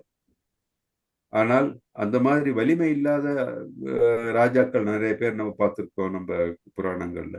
அவர்களுடைய நாட்டில் எப்பொழுதும் சண்டை சச்சரவு இதெல்லாம் நடந்தது. எப்படின்னா அவங்களுக்கு வலிமை இல்லை. அப்ப என்ன, இந்த மாதிரி நாட்டில் அட்டுழியங்கள் நடக்கும். இப்ப நடக்கிற மாதிரி எல்லாம் நிறைய அட்டுழியங்களும் நடக்கும். ஸோ ஒரு சத்திரியன் ஒரு அந்த நல்ல எஃபிஷியன்ட் கிங்ஸ் அப்படின்னா அந்த நாடு ரொம்ப பீஸ்ஃபுல்லா இருக்கும். அதே டைம்ல ஒரு போர்னு வந்தா அவர்கள் ரொம்ப எஃபிஷியன்டாகவும் இருப்பாங்க. ஓகே, அது நமக்கு இது தெரியும். ஸோ அர்ஜுனோட நிலை என்ன? அவர் ஒரு வலிமையான ஒரு சத்திரியர். அதனால்தான் கிருஷ்ணன் சொல்றாரு, பார்த்தனே நீ ஒரு வலிமையான சத்திரியன். ஸோ நீ போரிட வேண்டும். போரிட்டால் உனக்கு நீ ஜெயிக்கும் போது உனக்கு உன்னுடைய கிங்டம் உனக்கு கிடைக்கும், ராஜ்யம் உனக்கு கிடைக்கும். அது இல்லை என்றால் என்ன, மடிந்தால் என்ன, நீ உயர்ந்த லோகத்துக்கு செல்வாய். ஸோ உனக்கு எந்த நஷ்டமும் கிடையாது அப்படின்ட்டு சொல்றாரு. ஸோ அடுத்தது பார்க்கலாம். 2.33. ஹரே கிருஷ்ணா. படிக்கட்டுமா குருஜி? படியும் மாதாஜி. அத சேத்வம் கிமம் தர்மியம் சங்கிராமம் ந கரிஷ்யசி ததஸ்வதர்மம் கீர்த்திம் ச ஹித்வா பாபம் அவாப்யசி. எனவே போரிடுதல் என்னும் இந்த தர்மத்தின் கடமையில் நீ ஈடுபடாவிட்டால் உன்னுடைய கடமையிலிருந்து தவறியதற்கான பாவ விளைவுகளை நிச்சயமாக பெறுவதோடு சிறந்த போர் வீரன் என்னும் புகழையும் இழப்பாய். ஹரே கிருஷ்ணா. ஹரே கிருஷ்ணா. ஸோ ரொம்ப இம்பார்ட்டன்ட் இல்லையா? என்ன சொல்றாங்க, நீ உன்னுடைய கடுமையான போரிடுதல் நீ செய்யாவிட்டால் என்ன நடக்கும்? இந்த தர்மத்தை நீ ஈடுபடாவிட்டால் உன்னுடைய கடமையில தவறியதற்கான பாவ விளைவுகள் நிச்சயமாக பெறுவாய் இல்லையா? சோ அந்த போரிடாமல் இருந்தால்தான் உனக்கு அந்த பாவ செயலா இருக்குமே தவிர, உன் மனதுல தோணுன மாதிரி போர் இடும்போது மற்றவர்களை கொன்றதுனால உனக்கு பாவ செயலாக ஆகாது. ஏன்னா நீ கடமையை செய்ய தவறி விடுகிறாய். கடமையை செய்ய தவறுதல் பாவ செயல். எல்லாரும் ஞாபகம் வச்சுக்கணும். நம்ம ஒரு ஆபீஸ்க்கு போய் நம்ம செய்ய வேண்டிய வேலையை நம்ம செய்யலைன்னா அது பாவ செயல் தான். நம்ம கிரகஸ்தனா இருந்து நம்ம குடும்பத்தை கவனிக்கலைன்னா அது பாவ செயல் தான். ஸோ நம்ம குழந்தைங்களுக்கும் கணவர்களுக்கும் இது பண்ணலன்னா அதுவும் பாவ செயல் தான். அதே மாதிரி குழந்தைகள் பெற்றோர்களை சரியாக கவனிக்கலாம், அதுவும் பாவ செயல்கள் தான். ஸோ அவரவர்கள் செய்ய வேண்டிய கடமையை செய்யவில்லை என்றால் அது ஒரு பாவ செயல் அப்படின்னு கிளியரா பகவத்கீதை நமக்கு 2.3 நம்ம தெரிஞ்சுக்கிறோம். ஒண்ணு. அண்ட் அது தவறியதற்கான பாவ விளைவுகள் நிச்சயமாக பெறுவதோடு சிறந்த போர் வீரன் என்னும் புகழையும் இழப்பாய். அப்ப என்ன, உன்னுடைய ரெப்புடேஷனும் போடும் இல்லையா? தட் இஸ், நீ ஒரு பெரிய மகா என்ன சொல்றது இது சோல்ஜர், நீ பெரிய சோல்ஜர். எல்லாரும் சொல்லியிருக்காங்க you are an outstanding fighter, போர் வீரன், சிறந்த போர் வீரன் அப்படின்னு சொல்லியிருக்காங்க. ஏன்னா நம்ம பார்த்திருக்கோம், கிருஷ்ணர் இவரு சிவனையே அவர் சேலஞ்ச் பண்ணியிருக்காரு இல்லையா? அந்த கதை தெரியும் இல்லையா? இவர் அர்ஜுனர், வேதவியாசர் சொல்லுவார் அர்ஜுனர் கிட்ட இந்த இந்திரலிகா மவுண்ட் இல்லையா, அந்த பர்வதத்துக்குள்ள போய் இது பண்ண சொல்லுவார், ப்ரே பண்ண சொல்லுவார். இவங்களுக்கு நல்லது வரணும் அப்படின்னு சொல்லிட்டு ப்ரே பண்ண சொல்லுவார். அது இந்த பகீரதி இந்த ரிவருடைய பேங்க்ல இருக்குது. அப்போ பண்ணும்போது அவர் என்ன பண்றாரு, அர்ஜுனர் ஒரு சின்ன லிங்கத்தை பண்ணி அங்க ஒற்றை காலில் நின்று இவர் சிவனை வழிபடுகிறார். இப்போ சிவன் அவரை டெஸ்ட் பண்ணலாம் அப்படின்ட்டு என்ன பண்ணுவாருன்னா, அவர் அங்க வருவார். ஸோ அதுக்கு அவர் அந்த இடத்துல ஒரு முன்னாடி ஒரு போர் இல்லை, வைல்டு போர்னா காட்டு இந்த பன்றி சொல்லுவாங்க இல்லையா, போர் அந்த மாதிரி இது, அது அங்க போர் வரும். அது இவர் அர்ஜுனர் நினைப்பாரு அவருடைய தவத்தை கலைக்கிறதுக்கு இது மாதிரி இந்த போர் அங்க வந்திருக்குன்னு சொல்லி அவரோட இது எடுத்துட்டு வில் எடுத்து அம்பை எய்வார். அதே டைம்ல சிவன் அங்க இருந்து அவரும் அம்பை எய்வார் அந்த போர் மேல. ஸோ அர்ஜுனன் இது அன்பு அதோடைய தலையில் சென்று பாய்ஞ்சு, அதே மாதிரி சிவன் இது அன்பு அதோட பேக் பாய்ஞ்சிடும். ரெண்டு பேரும் சிவன் சொல்ல, நான் தான் அந்த போரை கொன்றேன், அதனால எனக்கு தான் அந்த பெருமை அப்படின்ட்டு. ஆனா அர்ஜுனன் சொன்னோன்னு நான் தான் அதோட தலையை இது பண்ண, அதனால தான் ரெண்டு பேருக்கும் தர்க்கம் ரெண்டு பேரும் சண்டை போட ஆரம்பிப்பாங்க. ஸோ ரெண்டு பேரும் சண்டை கடைசியில் அப்படியே தளர்ந்து போடுவாங்க. அப்போ சிவன் அப்படியே தென்படுவார் அவர் முன்னாடி. அவர் சுயரூபத்தை காமிச்சு சொல்லுவாரு, இந்த மாதிரி உன்னை டெஸ்ட் பண்ணதான் இதெல்லாம் பண்ண அப்படின்னு சொல்லிட்டு, நீ ஒரு வரம் கேளு, உனக்கு என்ன தரேன் அப்படின்னு சொல்லிட்டு. அப்போ அர்ஜுன் கேட்பாரா, இந்த ஐயோ நான் எனக்கு மன்னிச்சிருங்க, நீங்க யாருன்னு தெரியாம நான் இந்த மாதிரி தவறு செஞ்சுட்டேன், நான்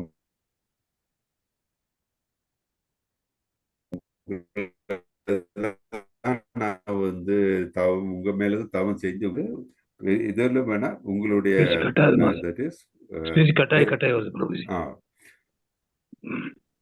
அப்படியா?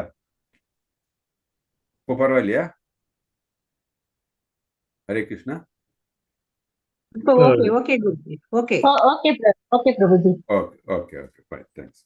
ஸோ அவர் அர்ஜுனர் சிவன் பார்த்த உடனே அப்படியே அவர் சரணடைந்து சொல்றார், நான் தவறு பண்ணிட்டேன், என்னை மன்னிச்சிருங்க, நான் உங்ககிட்ட போரிட்டு கூடாது, உங்களை தான் நான் தவம் செய்து உங்களை பார்க்கணும்னு நினைச்சிட்டு இருந்தேன், ஸோ மன்னிச்சிருங்க அப்படின்னு சொல்லி இவர் சொல்லுவார்.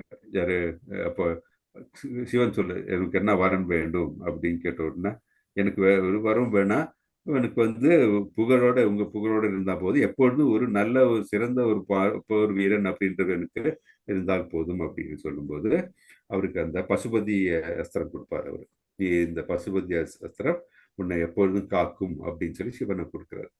ஸோ அந்த உன்னதமான ஒரு வாரியர் அவர் யாரு? அர்ஜுனர், சிறந்த போர் வீரர். அப்படி இருக்கும்போது அதான் கிருஷ்ணர் வந்து அவரை ஞாபகப்படுத்துறாரு.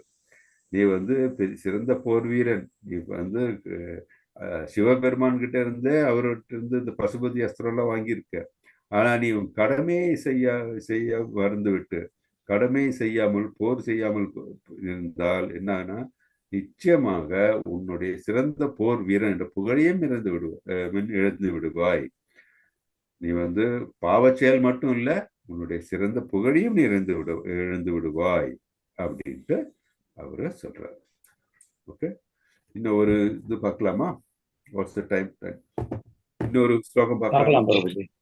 ஓகே, பிரபுஜி நான் படிக்கிறேன் பிரபுஜி. படிங்க ஹரே கிருஷ்ணா பிரபுஜி. படிங்க பிரபுஜி. படிங்க.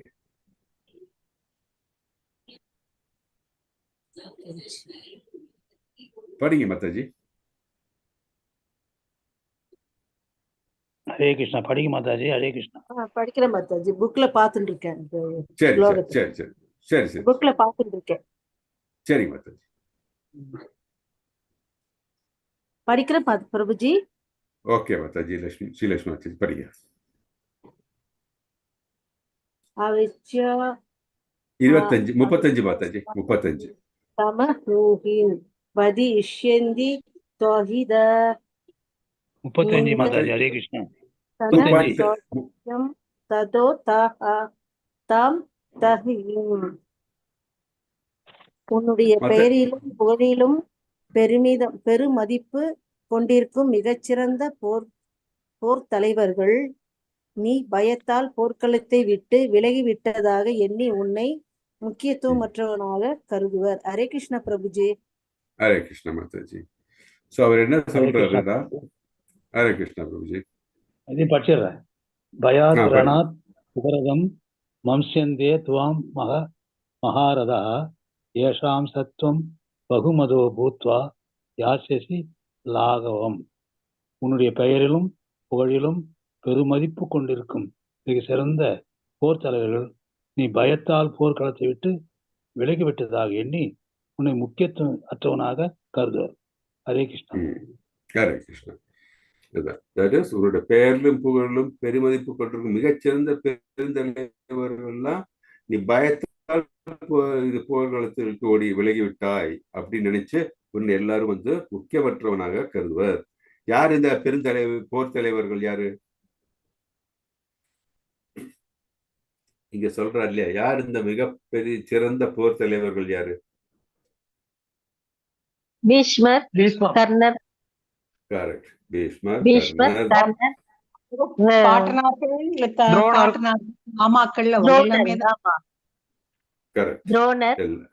துரோணர், கரெக்ட். பார்ட்னர்கள், தலைவர்கள் எல்லாரும் இல்லையா? ஸோ அவங்க எல்லாரும் வந்து நீ யாரெல்லாம் கொல்ல நினைக்கிறையோ அவர்கள்லாம் நினைப்பாங்க, ஐயோ பயந்துட்டு போறாரு அப்படின்றவாங்க. உன்னை யாரும் வந்து ஒரு கம்பேஷன்னால வந்து நீ வந்து இந்த போர்க்களத்திலிருந்து போறேன்னு சொல்ல மாட்டாங்க. நீ பயத்தினால ஓடிட்ட, பயந்து ஓடிட்ட அப்படின்னு நினைச்சுக்குவாங்க அப்படின்ட்டு சொல்றாரு அவர்.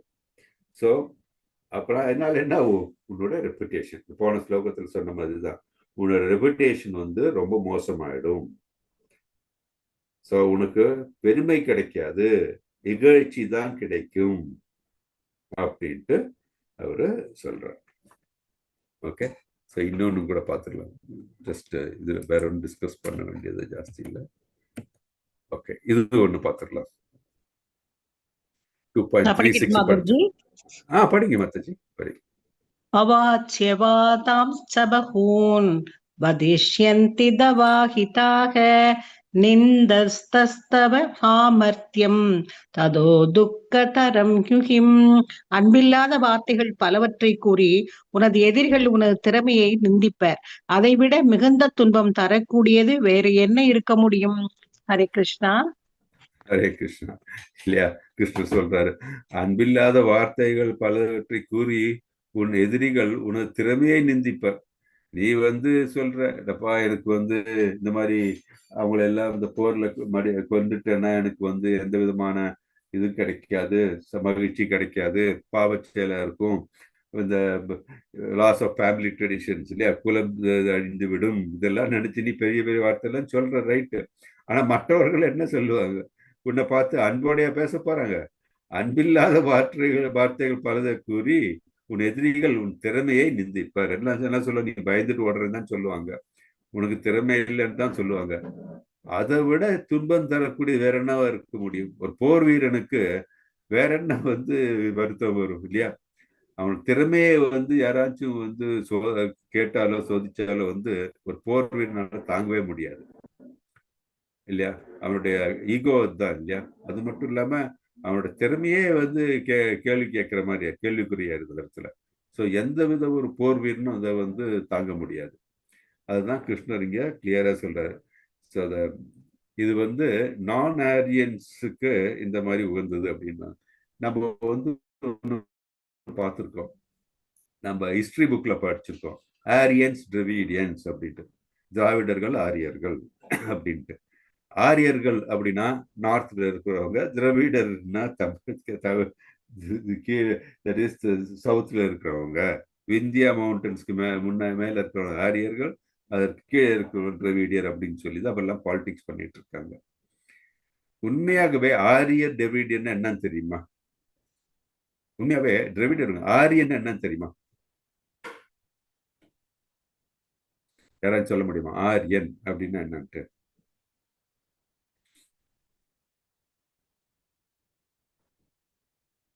இல்ல நம்ம என்ன படிச்சிருக்கோம்? ஆரியன் சொன்னா நீங்க உங்க மனசுல என்ன தோணுது?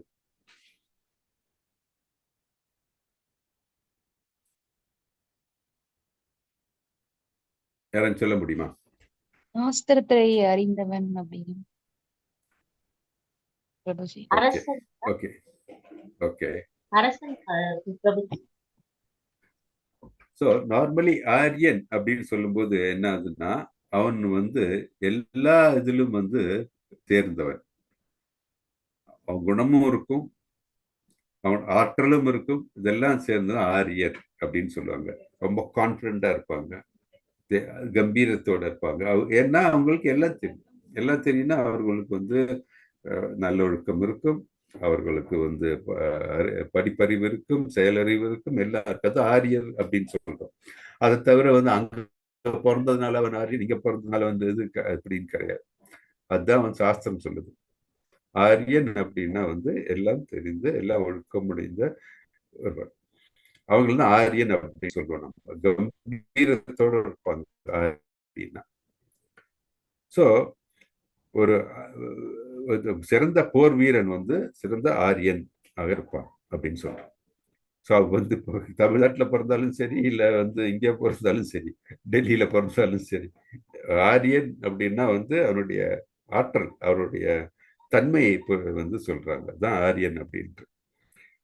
ஸோ அதை விட்டுட்டு இப்போ என்ன, நம்ம ஹிஸ்டரி புக்லயும் மற்றதுலையும் பார்த்தீங்கன்னா வேற மாதிரி எல்லாம் வியாக்கியானித்து மக்களுக்குள்ளது பல டவுட்ஸ் கிரியேட் பண்றாங்க அவங்க. அது தப்பு. ஸோ ஆரியன்னா இதுதான். அதான் இதுல என்ன சொல்றாங்க, வலிமையானவன். அதான் சொல்ல, வலிமையானவன், கம்பீரம் உள்ளவன். வலிமைன்னு சொல்ல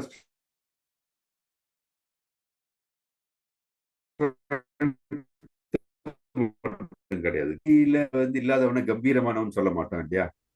அவன் அசுரன் சொல்லுவோம் நம்ம. ஆனா கம்பீரம் அப்படின்னு சொல்லும்போது நல்வழியில் இருக்கிறவன், எல்லா ஆற்றல் உடையவன் அப்படின்னு சொல்லுவோம் நம்ம இல்லையா? அந்த கம்பீரமானவன், வலிமை உடையவன், அதுதான் ஒரு ஆரியன் அப்படின்னு சொல்றோம் நம்ம.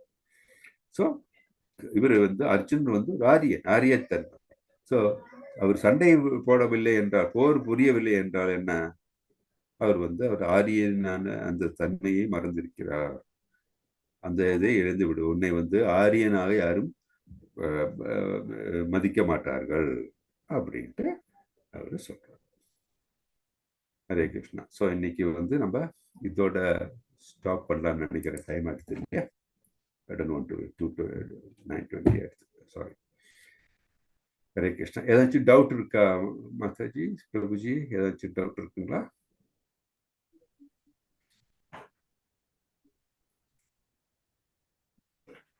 No, Guruji, thank you so much. உங்களுக்காக டைம் ஸ்பெண்ட் பண்ணி பொறுமையா சொன்னீங்க.